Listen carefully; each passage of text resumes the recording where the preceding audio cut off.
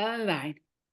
Well, welcome to the Cast Jack podcast, and I'm really excited and I'm really thrilled that we were able to make the time work to talk about the book Autumn at Apple Hill and to talk about the movie, which is also Autumn at Apple Hill, and we'll talk about different things of writing, books, and the experience, all of that tonight. Okay. All right. First of all, before we get into that, I wanted to know, did you always wanted to become a writer? How did you get into the world of writing? I always wanted to do something creative. Growing up, I wanted to be an actress.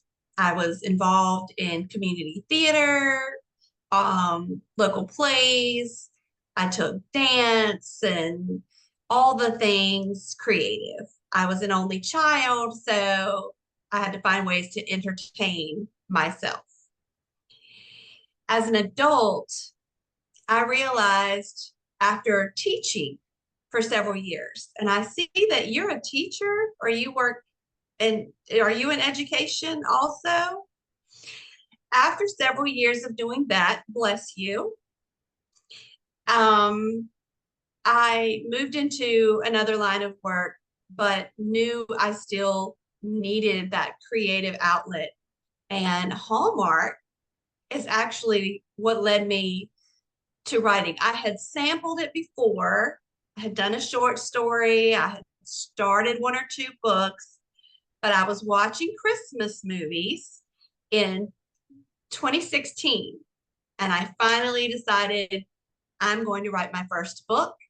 And I wrote Christmas in Frostbin in the beginning of 2017. And then I went from there. Awesome. Well, yeah, we're pretty much alike in some ways. I mean, we both used to be teachers. I mean, how long have you been teaching and what were you teaching before you became an author? I taught for 6 years and I taught academically gifted and also in the regular classroom in elementary grades.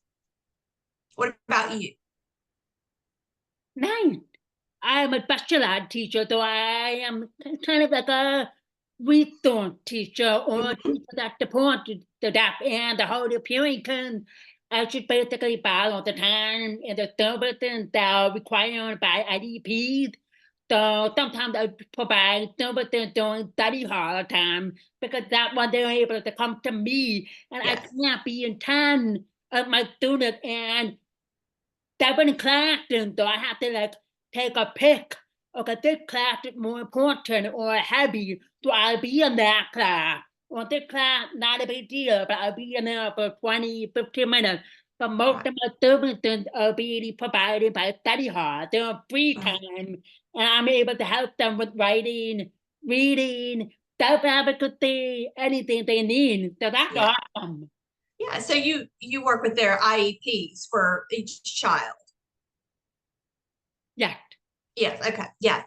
Yeah, it's a lot. And I bless and thank any teacher who does it for any amount of time. It's, for me, I just wasn't able to continue it in the ways that I wanted to be able to teach.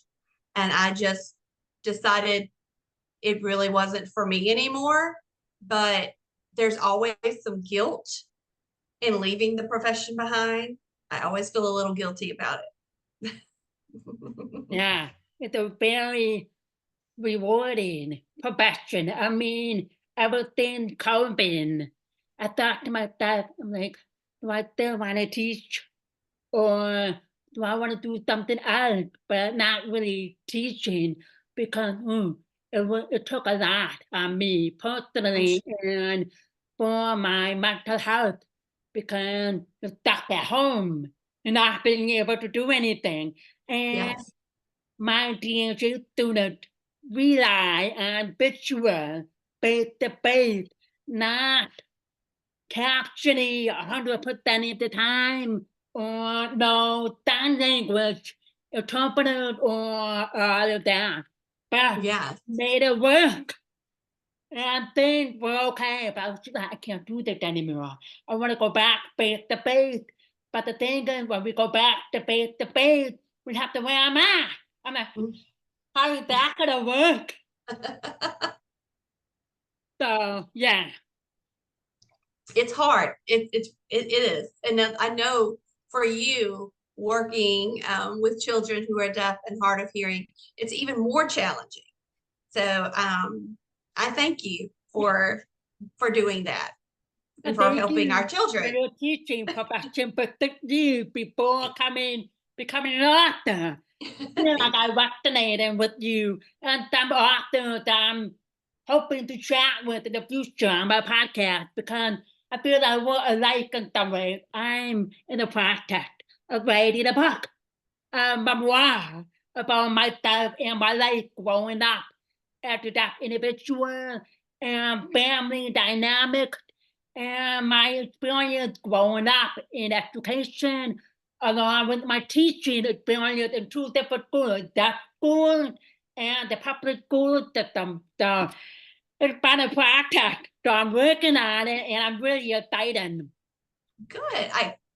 I can't wait to read it You will be and on listen to fire. it. We do copy it. Awesome. All right.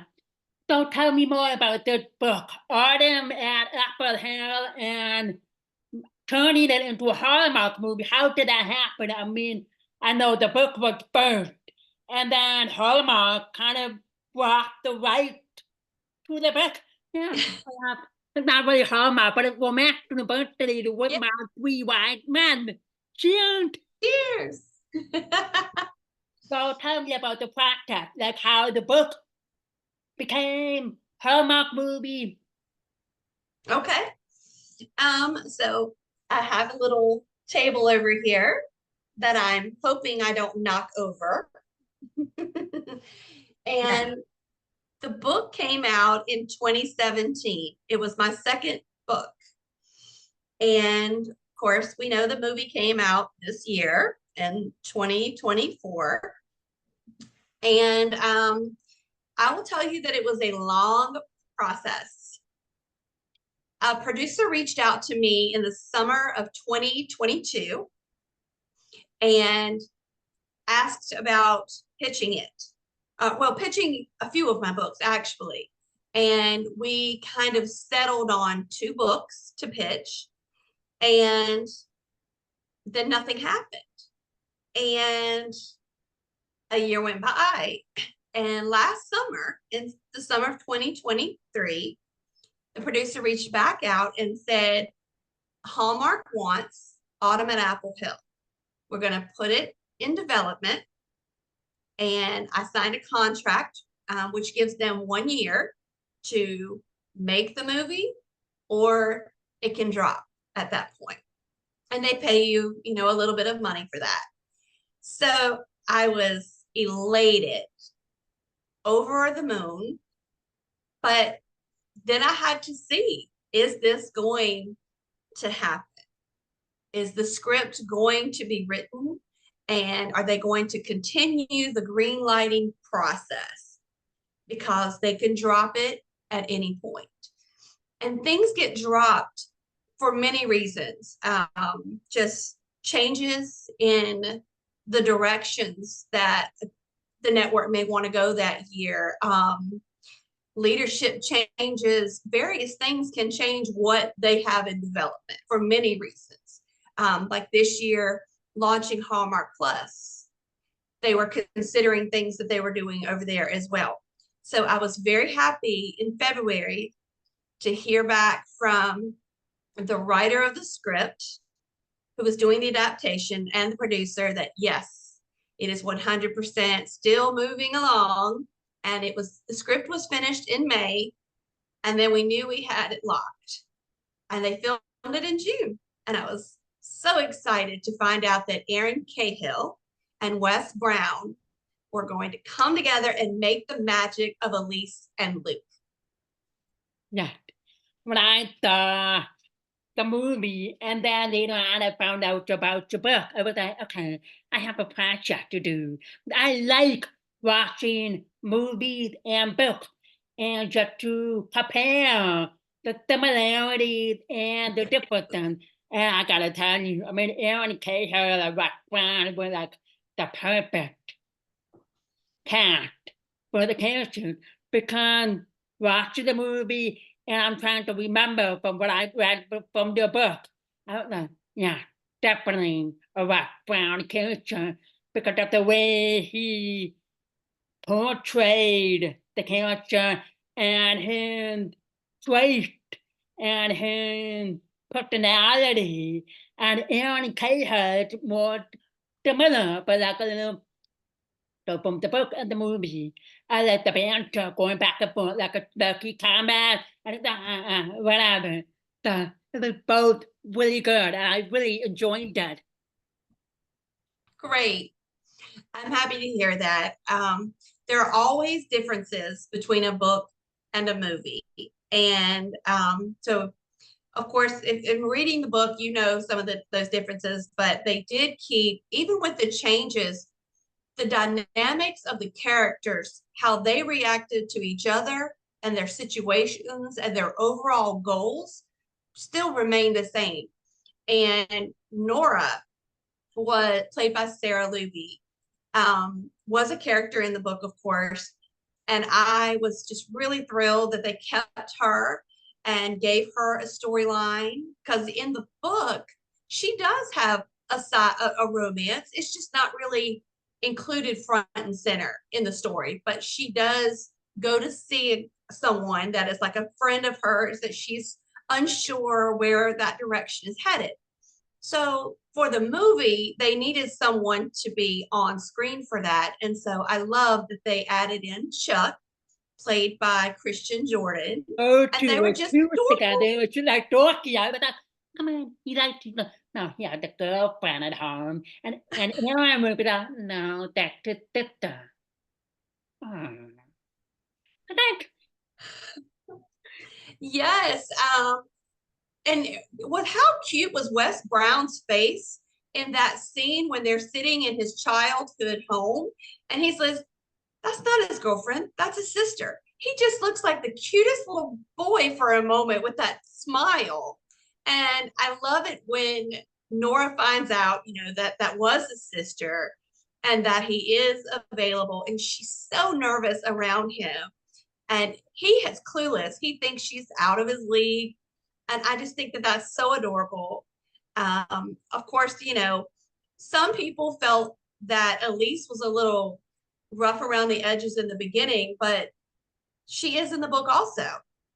And if you think about all the things she's going through, a divorce, she's lost her family members, she's taking on this new role, running an inn.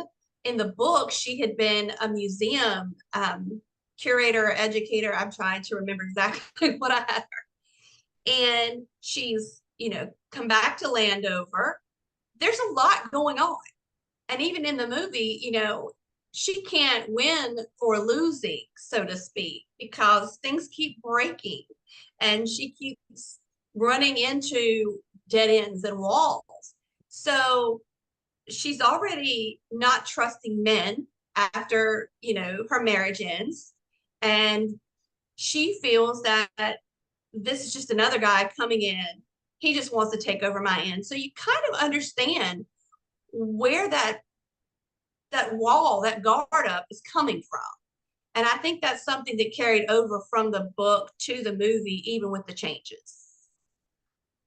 yeah, a little bit of change, like how they met, like the movie, they were all about competition, and everything with the space, space Space charade, barge, the game, space, barge, space yeah, barge. space barge, and if they had that in the movie, I was like, come on, where's the space barge? Come on, you know. So, but it was like it was really nice to see the different storylines of how they know each other from the past, or just like a client walk by. Oh, I've heard of Lucas Donovan. He was popular in town, and the other one, oh, Dr. Lucas Donnie from high school, and that Lee from high school, she was the quiet one, you know. So I was trying to keep my back straight between the book and the movie. Yeah. Did you like the changes or the minor changes that was made for the movie that not incorporated in the book? I think that Paul Diddy did a wonderful job. First, I want to say that that's the screenwriter, Paul Diddy. And we've had a lot of conversations. He's wonderful. And I like what they did. As someone, as the author of the book, would I have liked to have seen more of the book kept?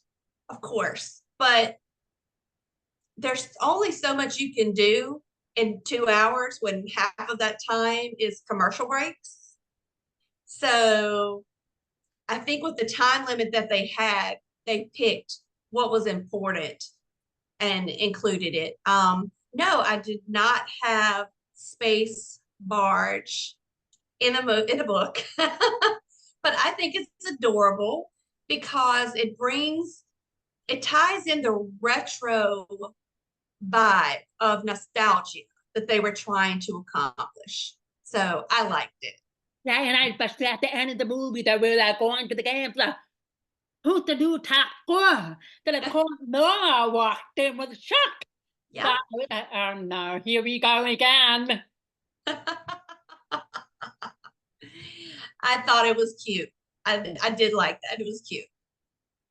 Personally, I think you guys and the Hallmark team did both really well with bringing the book into a Hallmark movie with just a little bit of a minor shift or plot change, because I don't recall Luke beating the Blunt and having a kid in the movie when he was in the book. Yeah. So Elite was the Blunt both. So Yes. there's a little bit of adjustment and changes, and the relationship and the connection with Luke and his mother. Yeah. But a Versus little his bit father. with the movie and the book. And I did not like the Mr. Watt, the fake, or the relative kept coming in, at least not, I'm not selling the property. This property's not for there. I'm like, go away. We don't need you. But Yeah. it worked out really well, and of course, the book and the movie always have to have conflict or miscommunication or misunderstanding. When I got to that part in the book, I was like, oh no, come on, come on. Just say I'm sorry. Oh no, this is not what I meant right now. Don't read until the end of the book. Well, I'll tell you, I noticed okay, so in the book, when Elise apologizes to Luke for thinking maybe he had something to do with Ralph Watts coming to try to buy the inn, it's part of her non-trusting issues that she has right now, and Luke walks away and she kind of has to wait it out for him to come back. And I like that they kept that scene in the movie. One of my favorite scenes is when they are in the guest room that Luke is staying in, and Elise starts to apologize. And Luke is like, I'm still that guy, and I still need more time. I'm not just going to get over this right now. To me, that felt real. And that's what I wrote in the book. They needed more than, okay, it's fine. They needed a little more time to work through that. And so the next scene, she comes with the pie. He's like, okay, now I'm going to open up a little more. I made you work for it. And I like that. Yeah, it worked out really well. I really enjoyed it, and I love the banter. Like we said at the beginning of the book or the movie, I was like, okay, Erin Cahill making me nervous. I hope she, because she's always so bubbly. She was never like Billy Garden or Billy, no, because of the board and her ex holding her. So I get that. That was like, come on, warm up. Look, it's not as bad as you think. I know, believe me, I know. But time I goes felt on. sorry for him. I felt sorry for him, and I'm like, I wrote this way, but I'm feeling a little bad for him. But I knew where that distrust was coming from, and I wanted her to have a journey. And so I feel like it was needed, but I'm glad they didn't carry it on any longer than they did. When it comes to writing books, do you have a favorite genre or a favorite theme of writing when it comes to writing and publishing the book?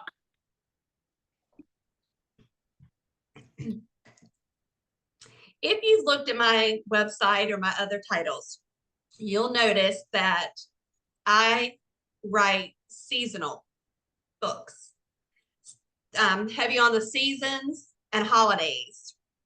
I am considering shifting into my next book to not be that genre, but when I started writing, it was Hallmark in mind. I wanted movies from the beginning.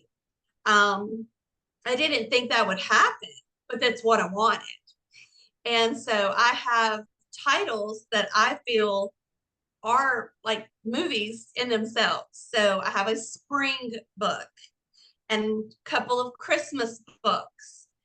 Dancing by the Moonlight is set in the summer. Autumn and Apple Hill and Love at the Salted Caramel Cafe are in the fall. And I have a Valentine book. So I enjoy writing books where I can make the setting a character. So I enjoy adding in little activities and descriptions of the scenery, because I feel like that's what gives the warm fuzzies to a book. And I feel like that's what helped in the movie, because they made sure to put all of those little touches on the end with the fireplace and blankets, and just made it feel warm and cozy. I lost my train of thought. Hang on. Nope. I'm gonna come back. Do you have any new writing in the work that you could share with us? I have a book that I have started, actually two, and one is non-seasonal, and it involves an anchor position for a sports news show and someone who works behind the scenes. But I've also discussed that elsewhere for a different type of idea. So that's something that's started. I've got like a cover and a few ideas. And then I had another fall book in mind, because my fall books seem to sell the best before the movie. People really like fall books. I really think more than Christmas. They're starting to like fall books. For me, I'm all Christmas. I like love Christmas. fall, but I'm all Christmas. I love Christmas. Waiting for my Thanksgiving to be done. I'm waiting for my husband's birthday to be done. And then my house goes crazy for Christmas decorations. So I'm a December baby. I'm a Sagittarius. So is my mom. I am a Christmas girl. I've got 3 Christmas books, but I am also seasonally, I'm a fall girl. I love autumn, but holiday wise, Christmas all day long. yeah, Christmas 365 days a year. Yes. Okay, my train of thought came back to my head. Based out of all of the books, is there any book that like inspires you from personal experiences or anything special that happened in your life? Anything like that helped you inspire to start up an idea for a book or anything? Great question. There are little Easter eggs in all of my books for people who know me personally. They can say, that's Angie, or that's so-and-so, little stuff. No villains or anything, are written off people I know or whatever, but there are little Easter eggs throughout my books. I will say that Autumn and Apple Hill is special to me because I spent a lot of time with my grandparents. Their house was next to mine. And so I thought about them a lot when I was describing riding on the lawnmower with my grandfather and things like that. And my middle name, I probably shouldn't. My middle name is Eloise. And that's my grandma, one of my grandmother's names. Growing up, I didn't like the name. So I would tell people my middle name was Elise. So I used that in the book. Both. Yeah, I didn't grow up to not like my middle name until I get older and I understand. I thought, okay, I got that middle name is better. So I started to realize that a couple of weeks ago because I had lunch with my aunt, with two of my aunt and my cousin, and we were talking about family. We were talking about very old photos from my great grandmother, my great great grandmother, and they died, and she sent me a picture of my great great grandmother at the ballerina or something. Let me find so many pictures. Okay, favorite. Okay, yeah.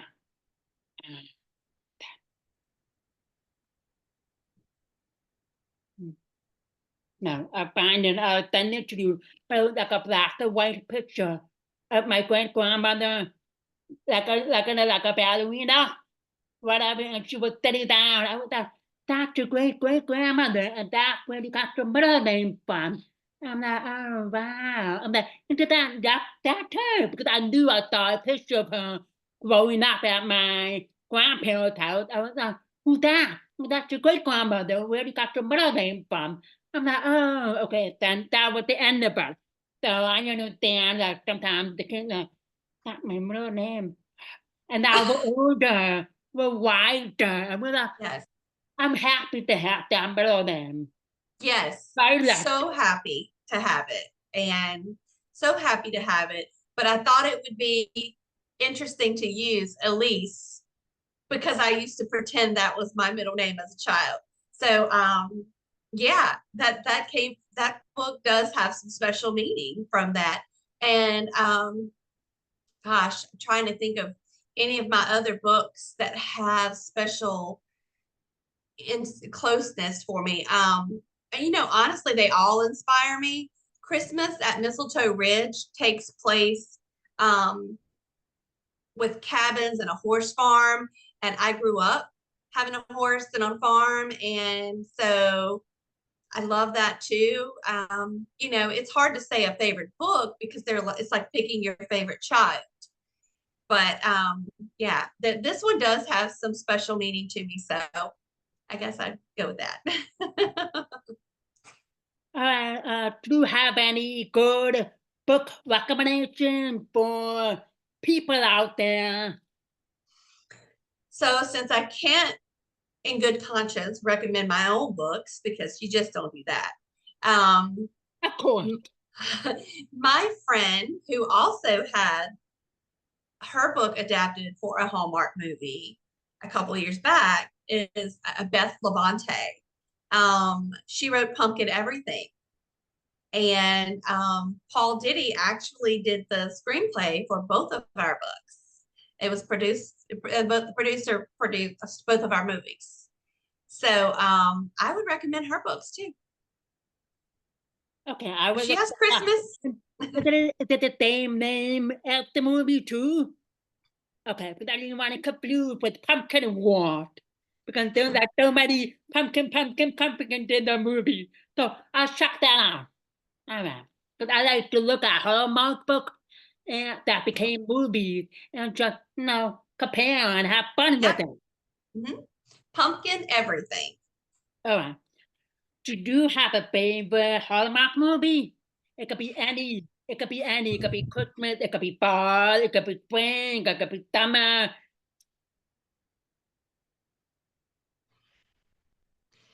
12 Gifts of Christmas. Always is the 12 Gifts of, yes, 12 Gifts of Christmas is always a favorite. It's one that I watch. I love a lot of them. And I love some others that are non-Christmas. But as far as one that I rewatch every year, Erin O'Connell and Katrina Law in 12 Gifts of Christmas. Have you watched that one? Where she's a personal shopper and an artist? Yeah. I love it. That's one of my favorites. I also love anything with Lacey from her, from more of the earlier years with some of the Christmas movies that look, I like all of them. There was one Lacey movie that I have to watch every year, at least maybe 2 times. The Matchmaker Santa. And many people, I've seen them asking, why doesn't Hallmark air this movie? And you may know the answer, but I know the answer is that Pixel bought the rights from Larry Levinson for a lot of those movies. So the Thanksgiving House, which I adored, is now called Legally Tender, and it's on Pixel. And so is Matchmaker Santa. And so if you have Friendly TV, I know that they're going to air those, but I'm sure they're on YouTube or something. But I like to support actual networks because I bought it off of Amazon because I know not going to show anywhere. So I bought it. I bought it. I'm going to watch it 1 or 2 times a year because that movie is a classic. Every time I watch it, I would take Lacey and Adam. I'm like, this movie is everything to me. And that's how I kind of like dive deep into the Hallmark world. I love the mix of movies. I love some of the comical ones. I love some of the newer stuff, but I also love the movies that have just a lot of heart and sweetness. I'll be honest, I probably watch more of the movies at Christmas on Hallmark Mystery than Hallmark Channel. I don't know. Some of those seem to appeal more to me. And I'm not a mystery watcher really during the year, but I don't want to cry. I don't want to be all, in my feelings, but I want to see people caroling. I want to see hot chocolate. I want to see family, and I want a little humor in it too. And I've only watched one Christmas movie so far yet, and that was 'Twas the Date Before Christmas, the first one that came out, and I loved it. That was cute. Well, at the podcast, I have to watch all the Christmas movies when I can, and then I write down my reviews without trying to spoil the movie. So, but yeah, it was the day before Christmas. Oh my God, Robert Buckley with Amy groaning. I was like, oh my gosh, I couldn't win that movie. I couldn't. Yes, it was so bad. It was so sweet. It felt like it was fresh and yet nostalgic, and that's what I want. And that's why I really would love to see Christmas at Mistletoe Ridge or Christmas in Frost Bend. I would love to see them take those, put a spin on it. But I'm telling you, I love the heart that I write in my book. So I love to see a movie that has some heart in it too. And I've seen people asking for sequels to Autumn at Apple Hill and for another fall movie or even Christmas at Apple Hill. And I'm like, yeah, I'm all for it. So I love fall. I love Christmas, but I love for the movies to have a little bit of heart and nostalgia in the movies. I want to see that tree lighting sometimes. I want to see a little magic and a kiss under the mistletoe. I just want to feel like it's a movie that embodies Christmas enough and not just like oh, this could be any time of year, but we're going to throw a tree over here. You know, I don't, so some movies just don't appeal to me as much. All right, time to wrap things up a little bit. So normally at the end of the podcast, I try to give my captain an opportunity to switch words. So if you have any questions or comments that you want to know about me, feel free. Okay.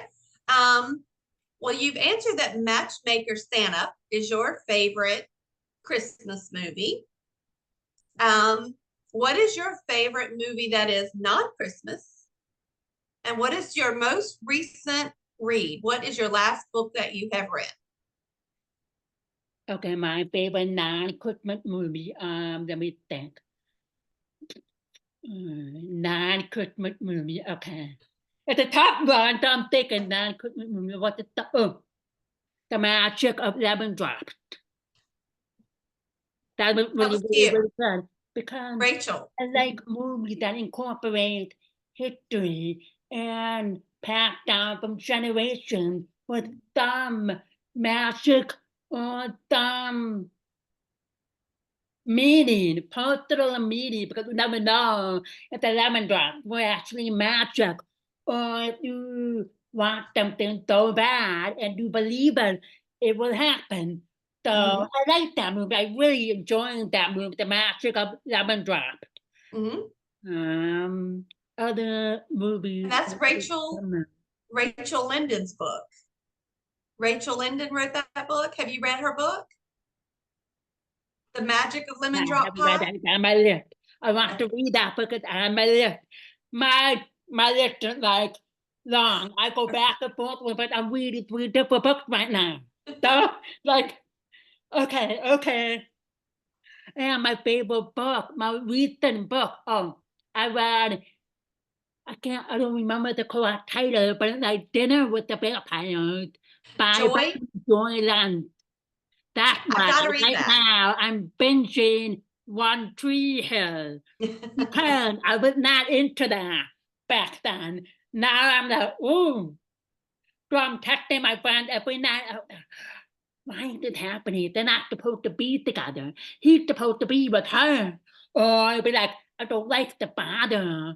What is going on? So, and Bethany Joy Lenz's book, Dinner with the Vampire Diaries. Wow, very deep. And I wanted to applaud her for coming out and sharing the most difficult time, traumatic time of her life, trying to find a sense of belonging with family or people who are family, people who are not family. It took me 2 days to read it. I just read it. I'm like, okay, I need a break from it. And I would go back to it and read it. So that was the most book I just finished was Dinner with the Vampire by Bethany Joy Lenz. So I want to and as I told you in my message to you, I used to live in Wilmington and I worked background extra work on One Tree Hill, Dawson's Creek, a couple other things. So I would see the actors around town. Chad Michael Murray lived in the next subdivision from me. And I saw Joy occasionally around town, and she worked in a scene and was seated next to me for something. So I had no idea the drama that was going on behind the scenes before I listened to Drama Queens and heard the girls talking about some of that. And then to hear Joy's experience, Dinner for Vampires is definitely on my list. I am planning to order that book right away because I want to read it. I don't read a lot of nonfiction, but that is definitely something I want to read for sure. Yeah, I read a Mr. book. It just depends on what stands out. Oh, this is a good book. Oh, no. I do read a Mr. fiction, nonfiction, memoir, all kinds of books. So because if I'm a big fan of someone, I want to know about their life. Like I Yeah. just finished the book, From Here, also another good book, From Here to the Unknown by Riley Keough and Lisa Marie Presley. That was another book. I was like, wow. Teen life through Albert's daughter, Yeah. relationship with Albert, her From father, her her lens. mom, and so on. It was a really good book. Yeah.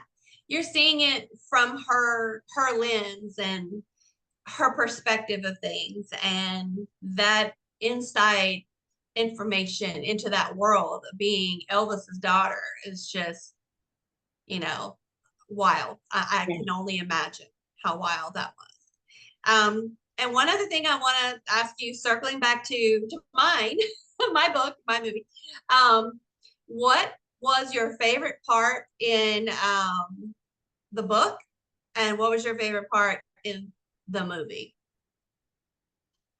Okay, my favorite part in the book. Well, I'm gonna be a real female who are like hand over heels and everything. Don't want to have a lot of favorite parts, but this one is like the most common. Okay, let me find it. It's like when Luke was making dinner for Elite in the kitchen. Okay, okay. I have a thing with guys with white t-shirts or anything, okay? Okay. Luke was busting around with a white linen towel over his shoulder with his white tee and jeans. He had a little bit of marinade on his face and was completely into his creation for dinner. So that was one of my favorite parts because, of course, I'm not the only lady in the entire universe who had things for a guy in a white t-shirt or a white beater tank top showing off their mustard, like Andrew Walker in that movie Love and Honey with the Yeah, for bee. Love and Honey. And so that was my favorite part because I'm like picturing, okay, Rock Brown in a white t-shirt. And then I go back to a different person from Twitter, the movie, Glenn Powell, in a white t-shirt with a cowboy hat. So Yeah. that's one of my favorites. And at the end of the book, when he opened up his bistro, the Uh-huh. Love Garden Bistro, I absolutely love the meaning behind it. And Yeah. I ran everything. Oh, Yeah. It's so like, lovely and tingly. and if people don't know about their special scenes in the Thorn Rose Garden, they won't understand that. They need to read it. And in the movie, what was something that you really liked? The movie, I'm thinking. Honestly, the two. I like the part where in the beginning of the movie, Elite, Steve, Luke, Chuck in it. Oh, what are you doing here? She goes, you know what? We have a room for you. Let's put you in room 11. The room with many different problems. And Nora was trying to Elite, no, it's the perfect room. We have one room available. 11, so let me show you the way. The doorknob doesn't work. There's no Wi-Fi. Something wrong with the boxer. Blah, blah, blah. It goes on. And of course, I had to say the Facebook, the movie, the video game, trying to beat each other's high score to the end of the movie where the new couple beat the high score. And like you were contemplating for thinking of an idea for a second book. Maybe look into the second book regarding to that Luke and Ellie. But maybe you can like expand the love story with Nora and Chuck. We'd like to see it. You know, what's so great is I don't even have to write another book. They can option my book again, take the characters, and then expand it however they want to. And I'm happy to collaborate on that again, because I have ideas. But yeah, we could 100% expand on Nora and Chuck and opening the tavern, because that could take a little more from the book. Luke could explore becoming a chef like he was in the book. There's a lot you could do. So I'd love to see all that. And I had a really good time with all of this and having the book adapted. I had a poster made, like a canvas art that I'm taking to an event next week.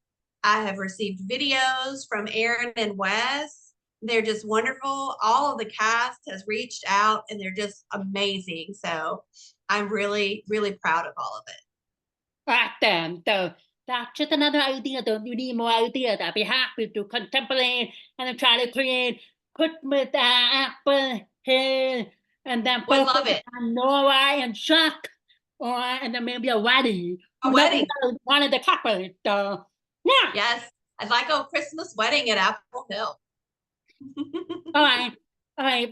Don't have any more comments or questions. I wanted to say thank you for your time and thank you for having this wonderful chat talking about the meaning of the book, the meaning of the movie, and the inspiration of how you became a writer. Thank you so much for having me, Kat. This has been really enjoyable. And I appreciate that you wanted to talk to me and that you enjoyed the book and the movie. And I'm just really grateful for the opportunity to be here. I hope you have a great evening, Angie. Have You a great too. time. Thank you. That's Thank all, you. folks. Bye. Yes, go back. Bye.